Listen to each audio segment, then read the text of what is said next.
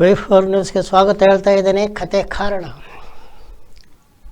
ಉತ್ತರಾಖಂಡದಲ್ಲಿ ನಡೀತಿರುವ ರಾಷ್ಟ್ರೀಯ ಕ್ರೀಡಾಕೂಟದಲ್ಲಿ ಕರ್ನಾಟಕವು ಮೊದಲ ಸ್ಥಾನದಲ್ಲಿದೆ ಹಾಗೂ 53 ಪದಕಗಳನ್ನು ಗಳಿಸಿ ಅರ್ಧಶತಕ ಗಳಿಸಿದ ಮೊದಲ ತಂಡವಾಗಿ ಕರ್ನಾಟಕ ಹೊರಹೊಮ್ಮಿದೆ. ಆದರೆ ವಿಚಿತ್ರವೇನು, ಕರ್ನಾಟಕವು 28 ಚಿನ್ನಗಳನ್ನು ಗಳಿಸಿದ್ದು ಅದರಲ್ಲಿ 22 ಚಿನ್ನ ಬರೇ ಈಜಿನಿಂದಲೇ ಬಂದಿದೆ. ಅದೇ ರೀತಿ 22 ಚಿನ್ನದಲ್ಲಿ 18 ಚಿನ್ನಗಳನ್ನು ಇಬ್ಬರೇ ಗೆದ್ದಿದ್ದಾರೆ. ಒಂದು ದೀನಿಧಿ ದೇಶಿಂಗ್ ಮತ್ತು ಶ್ರೀಹರಿ ನಟರಾಜ್ ಅವರು, ಶ್ರೀನಿಧಿ ದೇಶಿಂಗು ಮತ್ತು ಶ್ರೀಹರಿ ನಟರಾಜ್ ಅವರು ಇಬ್ಬರು ತಲಾ 9 ಚಿನ್ನಗಳನ್ನು ಈಜುಕೊಳದಿಂದ ಹೆಕ್ಕಿ ತೆಗೆದಿದ್ದಾರೆ. ಕರ್ನಾಟಕವು ಒಟ್ಟು ಇಬ್ಬರಿಂದ 18 ಚಿನ್ನ, ಒಟ್ಟು 22 ಈಜು ಚಿನ್ನ ಎಂದು 28 ಚಿನ್ನಗಳನ್ನು ಗೆದ್ದಿದ್ದು ರಾಷ್ಟ್ರೀಯ ಕ್ರೀಡಾಕೂಟದಲ್ಲಿ ಮೊದಲ ಸ್ಥಾನದಲ್ಲಿದೆ. ಮೊದಲ ಬಾರಿಗೆ ಬೇರೆಲ್ಲ ತಂಡಗಳಿಗಿಂತ ಅರ್ಧಶತಕ ಪದಕಗಳನ್ನು ದಾಟಿದೆ. ಆದರೆ ವಿಶೇಷವೇನೆಂದರೆ ಜಾಗತಿಕವಾಗಿ ಭಾರತದ ಈಜುಗಾರರು ಇಲ್ಲಿವರೆಗೆ ಯಾರೂ ಅಂಥ ಹೆಸರುಗಳನ್ನು ಗಳಿಸಿಲ್ಲ.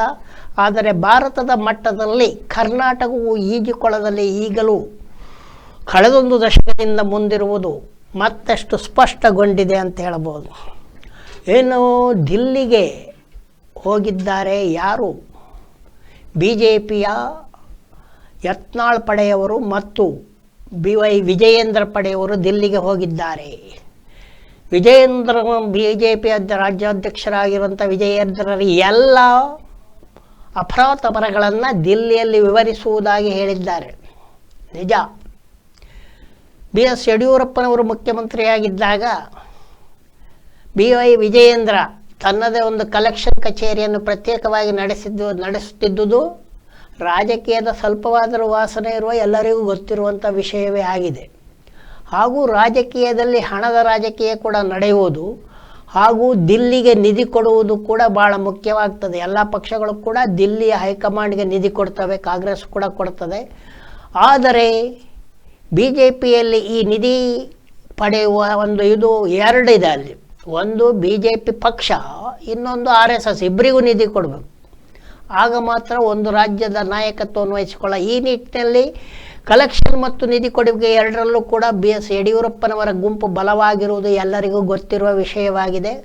ಆದರೆ ಒಂದು ವಿಚಾರ ಏನಂತ ಹೇಳಿದರೆ, BS ಯಡಿಯೂರಪ್ಪನವರು ಜಾತಿ ರಾಜಕೀಯಕ್ಕೆ ಹೆಚ್ಚು ಅಂಟಿಕೊಂಡಿಲ್ಲ ಅಥವಾ RSS ಸಂಘ ಪರಿವಾರದ ನೀತಿಗೆ ಹೆಚ್ಚಾಗಿ ಅಂಟಿಕೊಂಡಿಲ್ಲ. ಎಲ್ಲರ ಜೊತೆ ಒಳ್ಳೆಯದಿದ್ದರು ಅನ್ನೋದು ಕೂಡ ಅಷ್ಟೇ ಸತ್ಯ. ಆದರೆ ಅತಿ ಹೆಚ್ಚು ದುಡ್ಡು ಮಾಡಿದ್ದಾರೆ ಅನ್ನೋದು ಕೂಡ ಅಷ್ಟೇ ಸತ್ಯ. ಈ ನಿಟ್ಟಿನಲ್ಲಿ ಭಿನ್ನಮತೀಯರು ಏನಿದ್ದಾರೆ, ಯತ್ನಾಳ್ ಗುಂಪು, ಅದು ಪಕ್ಕಾ ಜಾತಿವಾದಿ ಗುಂಪು ಅನ್ನುವುದು ಕೂಡ ಅಷ್ಟೇ ಸತ್ಯ. ಹಾಗೂ ಜಾತಿವಾದಗಳನ್ನು ಪೋಷಿಸುತ್ತದೆ ಅನ್ನುವಂಥದ್ದು ಕೂಡ ಅಷ್ಟೇ ಸತ್ಯ. ಹಾಗೂ ಅವರು ಇವಾಗ ಅವರಿಂದ ಒಡೆದು ಯಡಿಯೂರಪ್ಪನಿಂದ ದೂರವಾದಂಥ ಈಶ್ವರಪ್ಪನವರು ಇವಾಗ ಒಂದು ಕ್ರಾಂತಿವೀರ ಬ್ರಿಗೇಡ್ ಅಂತ ಸ್ಥಾಪಿಸಿದ್ದಾರೆ. ಇವರಿಗೆಲ್ಲ ದನದ ರೋಗ. ಕ್ರಾಂತಿವೀರ ಬ್ರಿಗೇಡ್ ಸ್ಥಾಪಿಸುತ್ತಲೇ ತನ್ನ ರಾಜಕೀಯ ಏಳಿಗೆಯನ್ನು ಬಯಸುವುದಂತ ಹೆಚ್ಚಾಗಿ ದನ ಕಡಿದರೆ ಅವರ ಕೈ ಕಡೀರಿ ಅಂತ ಹೇಳಿದ್ದಾರೆ. ಅದೇ ರೀತಿ ನಮ್ಮ ಕಾಂಗ್ರೆಸ್ನಲ್ಲಿ ಮಂತ್ರಿ ಆಗಿರುವಂಥ ಮೀನುಗಾರ ಸಮುದಾಯದ ಮೀನುಗಾರಿಕಾ ಮಂತ್ರಿ ಅವರು ಕೂಡ ನಿನ್ನೆ ದನ ಕದ್ದರೆ ಗುಂಡು ಬಿಡಿರಿ ಅಂತೇಳಿ. ಹಾಗಾದರೆ ಕಾನೂನು ಇರುವುದೇಕೆ? ಒಂದು ರಾಜ್ಯಕ್ಕೆ ಕಾನೂನು ಅಂತ ಇದೆಯಲ್ಲ, ಆ ಕಾನೂನು ಅಂತ ಇರುವಾಗ ಇವರೇ ಗುಂಡು ಹೊಡೆಯೋದು, ಇವರೇ ಕೈ ಕಡಿಯುವುದು ಅಂತ ಹೇಳಿದ್ರೆ ಇವನ್ನೆಲ್ಲ ಶಾಬಾಸ್ ಅಂತ ಹೇಳಿದ್ದಾರೆ ಮಾಜಿ ಮಂತ್ರಿ CT ರವಿ. ಈ ದನ ಪಡೆಯ ಗುರಿಕಾರ ಅವರೇನೆ. ಹಾಗಾಗಿ ಈ ದನದ ರಾಜಕೀಯ ಎಲ್ಲಿವರೆಗೆ ಬಂದಿದೆ ಅಂತ ಹೇಳಿದರೆ, ಗೋವಾದಲ್ಲಿ ದನದ ಮಾಂಸ ಸಾಮಾನ್ಯ, ಎಲ್ರಿಗೂ ಗೊತ್ತಿರೋ ವಿಚಾರ. ಗೋವಾಕ್ಕೆ ಕರ್ನಾಟಕದಿಂದ ದನದ ಮಾಂಸ, ಇಲ್ಲವೇ ಜಾನುವಾರು ಅಂತ ಹೇಳೋಣ, ದನ ಬಿಟ್ಟು ಬಿಡೋಣ, ಜಾನುವಾರು ಮಾಂಸ ಹೋಗ್ತಾ ಇರುವುದು ಕೂಡ ಗೊತ್ತಿರುವ ವಿಚಾರವೇ ಆಗಿದೆ. ಕಾಂಗ್ರೆಸ್ಸಲ್ಲಿ ಎಷ್ಟು ವರ್ಷ ಆಳಿದ್ದರೂ ಕೂಡ ಅಲ್ಲಿಗೆ ಜಾನುವಾರು ಮಾಂಸವನ್ನು ಆಮದು ಮಾಡಿಕೊಳ್ತಾ ಇರ್ತು ಹೊತ್ತು ರಫ್ತು ಮಾಡ್ತಾ ಇರಲಿಲ್ಲ. ಈಗ BJP ವ್ಯಾಪಾರಿ ಸರ್ಕಾರ ಏನು ಮಾಡಿದೆ, ಗೋವಾದಿಂದ ಜಾನುವಾರು ಮಾಂಸದ ರಫ್ತು ಶುರು ಮಾಡಿದೆ. ಎಂಥ ದನಪ್ರಿಯರಪ್ಪ, ಎಂಥ ದನದಂಡಿನವರಿವರು. ಗೋವಾದಿಂದ ಹೊಸದಾಗಿ ಇವಾಗ 28 ಟನ್ 28.5 ಟನ್ ಜಾನುವಾರು ಮಾಂಸ ನಿನ್ನೆ ತಾನೇ ರಫ್ತಾಗಿದೆ. ಹಾಗೂ ಇನ್ನು ನಿಶ್ಚಿತವಾಗಿ ಘನೀಕರಿಸಿದ ಜಾನುವಾರು ಮಾಂಸವನ್ನು ರಫ್ತು ಮಾಡುವಾಗಿ ಗೋವಾ ಸರ್ಕಾರ ಹೇಳಿದೆ. BJPಯವರ ದನದ ಮಾಂಸದ ಹಾಗೂ ಜಾನುವಾರು ಮಾಂಸದ ವ್ಯಾಪಾರ ಈಗ ಉತ್ತರ ಪ್ರದೇಶ, ತೆಲಂಗಾಣ ಮೊದಲಾದ ರಾಜ್ಯಗಳಿಂದ ಗೋವಾಕ್ಕೆ ವಿಸ್ತರಿಸಿದೆ. ಅದರ ಜೊತೆಗೆ ಅವರ ದನಬುರುಡೆ ದಂಡು ಕೂಡ ಬಹಳ ಜೋರಾಗಿದೆ ಅಂತ ಹೇಳಬಹುದು. ಇನ್ನು ಲೋಕಸಭೆಯಲ್ಲಿ ಬಹಳ ಜನರನ್ನು ನಗರ ನಕ್ಸಲರು ಅಂತ ಕರೀತಾ ಇದ್ದಂಥ ಪ್ರಧಾನಿ ಮೋದಿಯವರು ನಿನ್ನೆ ಲೋಕಸಭೆಯಲ್ಲಿ ಪ್ರತಿಪಕ್ಷದ ನಾಯಕರಾಗಿರುವ ರಾಹುಲ್ ಗಾಂಧಿಯವರನ್ನು ಕೂಡ ನಿನ್ನೆ ಮೋದಿಯವರು ನಗರ ನಕ್ಸಲ ಅಂತ ಕರೆದಿದ್ದಾರೆ. ಈ ನಗರ ನಕ್ಸಲರು ಅನ್ನೋದಕ್ಕೆ ಯಾವ ಡೆಫಿನೇಷನ್ ಅಂತ ನಮಗೂ ಗೊತ್ತಿಲ್ಲ. ಅವ್ರು ಹೇಳ್ತಾರೆ ಅವರಿಗೆ ಆಗದಿರೋರೆಲ್ಲ ನಗರ ರಕ್ಷಕರು ಅಥವಾ ಅವರನ್ನು ಟೀಕಿಸುವವರೆಲ್ಲ ನಗರ ನಕ್ಸಲರು. ಅದೇ ವೇಳೆ ರಾಹುಲ್ ಗಾಂಧಿಯವರು ಲೋಕಸಭೆಯಲ್ಲಿ ಸರಿಯಾಗಿ ಮಾತಾಡಲಿಲ್ಲ, ಸುಳ್ಳು ಹೇಳಿದ್ದಾರೆ ಇತ್ಯಾದಿ ಎಂದು BJPಯವರು ಹಕ್ಕುಚ್ಯುತಿ ಮಂಡನೆಯನ್ನು ಕೂಡ ಮಾಡಿದ್ದಾರೆ. ಇವೆಲ್ಲ ರಾಜಕೀಯದಲ್ಲಿ ಇದ್ದೇ ಇರ್ತದೆ, ಅದರಲ್ಲಿ ವಿಶೇಷವೇನಿಲ್ಲ. ಆದರೆ ಪ್ರಧಾನಿ ಮೋದಿಯವರು ರಾಹುಲ್ ಗಾಂಧಿಯವರನ್ನು ನಗರ ನಕ್ಸಲ ಎಂದು ಕರೆದಿರುವಂಥದ್ದು ಸ್ವಲ್ಪ ವಿಚಿತ್ರವಾದ ವ್ಯಾಖ್ಯಾನವಾಗಿದೆ ಅಂತ ಹೇಳ್ಬೋದು.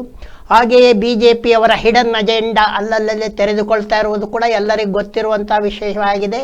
ಈಗ ರಾಜಸ್ಥಾನದಲ್ಲಿ ಅಧಿಕಾರದಲ್ಲಿರುವಂಥ BJP ಹೊಸ ಕಾನೂನೊಂದನ್ನು ಜಾರಿಗೆ ತರ್ತಾ ಇದೆ. ಏನದು? ಮತಾಂತರ ಮಾಡಿಸುವವರಿಗೆ 10 ವರ್ಷ ಜೈಲು ಶಿಕ್ಷೆ. ಮತಾಂತರ ಮಾಡಿಸುವವರಿಗೆ 10 ವರ್ಷ ಜೈಲು ಶಿಕ್ಷೆ. ಸರಿ, ಮತಾಂತರ ಏಕೆ ಆಗ್ತಾರೆ? ಮತಾಂತರ ಆಗದೇ ಇರುವಂಥ ವ್ಯವಸ್ಥೆಯನ್ನು ಯಾಕೆ ತರಲಿಕ್ಕಾಗುವುದಿಲ್ಲ?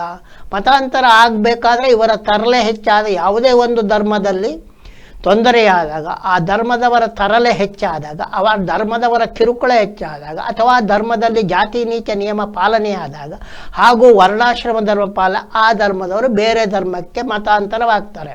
ಅದನ್ನು ತಡೆಯುವ ಯೋಗ್ಯತೆ ಇಲ್ಲದಿದ್ದವರು ಮತಾಂತರ ಮಾಡಿದವರಿಗೆ 10 ವರ್ಷ ಶಿಕ್ಷೆ ಅಂತ ಹೇಳಿದ್ದಾರೆ. ಮತಾಂತರವಾದವರಿಗೆ ಶಿಕ್ಷೆ ಇದೋ ಅಂತ ಗೊತ್ತಿಲ್ಲ, ಇನ್ನು ಮುಂದೆ ಗೊತ್ತಾಗಬೇಕು. ಇನ್ನು ಯಥಾಪ್ರಕಾರ ಪೌರತ್ವ ಕಾಯ್ದೆ ಗುಜರಾತಿನಲ್ಲಿ ಕೂಡ ಈಗ ಆರಂಭ ಮಾಡ್ತಾ ಇದ್ದಾರೆ, ಅಲ್ಲಿ ವಿಶೇಷವೇನೂ ಇಲ್ಲ. ಇನ್ನು ಕರ್ನಾಟಕ ಮತ್ತು ತೆಲಂಗಾಣವನ್ನು ತೆಗೆದುಕೊಂಡ್ರೆ, ತೆಲಂಗಾಣದಲ್ಲಿ ನಿನ್ನೆ ಮುಖ್ಯಮಂತ್ರಿ ರೇವಂತ್ ರೆಡ್ಡಿ ಅವರು ವಿಧಾನಸಭೆಯಲ್ಲಿ ಜಾತಿ ಗಣತಿ ವರದಿಯನ್ನು ಮಂಡಿಸಿದ್ದಾರೆ. ಕರ್ನಾಟಕದಲ್ಲಿ ಜಾತಿ ಗಣತಿ ವರದಿಯೇ ಜಾತಿವಾದಿಗಳಿಂದ ಬಂದಿದೆ ಎಂದು, ಸರಿಯಾಗಿ ಜಾತಿ ಗಣತಿಯನ್ನು ನಡೆಸಿಲ್ಲವೆಂದು ವಿವಾದ ಇದೆಯೇ ಹೊರತು ಜಾತಿ ಗಣತಿ ಬರ್ತದೆ ಅಂತ ಹೇಳ್ತಾ ಇದ್ದಾರೆ. ಇಲ್ಲಿವರೆಗೆ ಮಂಡನೆ ಆಗಿಲ್ಲ ಅಥವಾ ಹೊಸ ಜಾತಿ ಗಣತಿಯನ್ನು ಆರಂಭಿಸಿಲ್ಲ. ಒಟ್ಟು ಜಾತಿ ಗಣತಿ ಬರ್ತದೆ ಅಂತ ಹೇಳುವ ಇವನ್ನೆಲ್ಲ ಮೀರಿ ತೆಲಂಗಾಣದ ಕಾಂಗ್ರೆಸ್ ಸರ್ಕಾರ ವಿಧಾನಸಭೆಯಲ್ಲಿ ಜಾತಿ ಗಣತಿಯನ್ನು ಮಂಡಿಸಿದೆ. ಹಾಗೂ ಈ ಬಗ್ಗೆ ಇನ್ನೂ ಹೆಚ್ಚಿನ ಸಂಶೋಧನೆಯನ್ನು ಮತ್ತು ಸಮೀಕ್ಷೆಯನ್ನು ನಡೆಸುವುದಾಗಿ ಅದು ಹೇಳಿದೆ. ಆ ಜಾತಿ ಗಣತಿ ಪ್ರಕಾರ ತೆಲಂಗಾಣದಲ್ಲಿ 50.5%, 50.53% ಜನರು ಹಿಂದುಳಿದ ವರ್ಗಕ್ಕೆ ಸೇರಿದವರು ಎಂದು ಕೂಡ ಆ ಜಾತಿ ಗಣತಿಯಲ್ಲಿ ಹೇಳದಾಗ 56.33% ತೆಲಂಗಾಣದಲ್ಲಿರುವಂಥ ಹಿಂದುಳಿದ ಜನಸಮುದಾಯದವರ ಒಟ್ಟು ಮೊತ್ತ 56.33% ಎಂದು ಕೂಡ ಜಾತಿ ಗಣತಿಯಿಂದ ತಿಳಿದು ಬಂದಿದೆ. ಇನ್ನು ಟ್ರಂಪ್ ಸಾಹೇಬರ ವಕ್ರ ಬುದ್ಧಿ ಎಲ್ಲಿವರೆಗೆ ಹೋಗಿದೆ ಗೊತ್ತೇ ಇದೆ ನಿಮಗೆ. ರಷ್ಯಾದ ಜೊತೆಗೆ ಯುದ್ಧಕ್ಕೆ ನಿಂತಿರುವಂಥ ಉಕ್ರೇನ್ ಇರುವುದೇ ಅಮೆರಿಕ ಪೂರೈಸುವಂಥ ಶಸ್ತ್ರ ಬಲದಿಂದ. ಈಗ ಟ್ರಂಪ್ ಮಹಾಶಯರು ಏನು ಹೇಳಿದ್ದಾರೆ, ಒಂದು ವೇಳೆ ಉಕ್ರೇನಿಗೆ ಇನ್ನೂ ಕೂಡ ನಾವು ನೆರವು ನೀಡಬೇಕಾದ್ರೆ ಅವರು ಉಕ್ರೇನಲ್ಲಿ ಏನೇನು ಖನಿಜ ಸಿಗ್ತದೆ ಅದನ್ನೆಲ್ಲ ಅಮೆರಿಕಕ್ಕೆ ಕೊಡಬೇಕು. ಭಾಳ ಒಳ್ಳೆ ಬುದ್ಧಿವಂತ ವ್ಯಾಪಾರಿ ಮಾರಾಯ ಟ್ರಂಪು. ಎಷ್ಟು ಬುದ್ಧಿವಂತ ಅಂದ್ಕೊಳ್ಳೆ ಹೇಳ್ತಾ ಇದ್ದಂಗೆ ವ್ಯಾಪಾರದ ಬುದ್ಧಿನೇ ಬರ್ತಾ ಇದ್ದಂಗೆ. ಉಕ್ರೇನ್ಗೆ ಏನು ಹೇಳಿದ್ದಾರೆ ಟ್ರಂಪ್ ಮಾಷರು, USA ಅಧ್ಯಕ್ಷರಾದ ಟ್ರಂಪ್ ಮಾಯರು, ನಿಮ್ಮಲ್ಲಿ ಏನೇನು ಖನಿಜ ಸಿಗ್ತದೋ ನಮ್ಗೆ ಕೊಟ್ಟರೆ ನಿಮಗೆ ನೆರವು ನೀಡ್ತಾ ಇದ್ದಾರೆ, ಇಲ್ಲದೇ ಇದ್ದರೆ ನೀವು ರಷ್ಯಾದ ಜೊತೆಗೆ ಯುದ್ಧ ಮಾಡಿ ಸಾಯಿರಿ ಅಂತ ಹೇಳಿದ್ದಾರೆ. ಇನ್ನು ಗೊತ್ತೇ ಇದೆ, ಅಮೆರಿಕದಿಂದ ಆವಾಗಲೇ 10 ದಿನಗಳಲ್ಲಿ 5,000 ಅಕ್ರಮ ವಲಸಿಗರನ್ನು ಬಂಧಿಸಿ ಬೇರೆ ಬೇರೆ ದೇಶಗಳಿಗೆ ಡಿಪೋರ್ಟ್ ಮಾಡಲಾಗಿದೆ. ಅಲ್ಲದೆ ಅಮೆರಿಕದಲ್ಲಿ ಭಾರತ 17,900 ಅಂದರೆ 18,000 ಅಕ್ರಮ ವಲಸಿಗರು ಇರುವುದಾಗಿಯೂ, ಅದರಲ್ಲಿ 250 ಜನರನ್ನು ನಿನ್ನೆ ವಿಮಾನದಿಂದ ಭಾರತಕ್ಕೆ ಕಳುಹಿಸಿಕೊಡಲಾಗಿದೆ, USA ವಿಮಾನದಲ್ಲಿ ಕಳಿಸಿಕೊಡಲಾಗಿದೆ. ಅವರು ಅಮೃತ್ಸರದಲ್ಲಿ ಬಂದಿಳಿಯಬಹುದು ಎಂದು ತಿಳಿಯಲಾಗಿದೆ. ಬಂದಿಳಿದ ಬಗ್ಗೆ ಇನ್ನೂ ಸುದ್ದಿ ಬಂದಿಲ್ಲ ಅಂತ ಹೇಳುತ್ತಾ ಕತೆ ಕಾರಣಕ್ಕೆ ಒಂದು ವಿರಾಮವನ್ನು ಹಾಕುತ್ತಾ ನೋಡ್ತಾ ಇರಿ ನಮ್ಮ V4 ನ್ಯೂಸ್ ಚಾನಲ್ ಹಾಗೂ ನಮ್ಮ ಯೂಟ್ಯೂಬ್ ಚಾನಲ್ಗೆ ತಾವೆಲ್ಲ ಸದಸ್ಯರಾಗಿ ಎಂದು ಹೇಳ್ತಾ ಮಾಡ್ತಾ ಇದ್ದೇನೆ ತಮಗೆಲ್ಲ ಒಂದು ನಮಸ್ಕಾರ.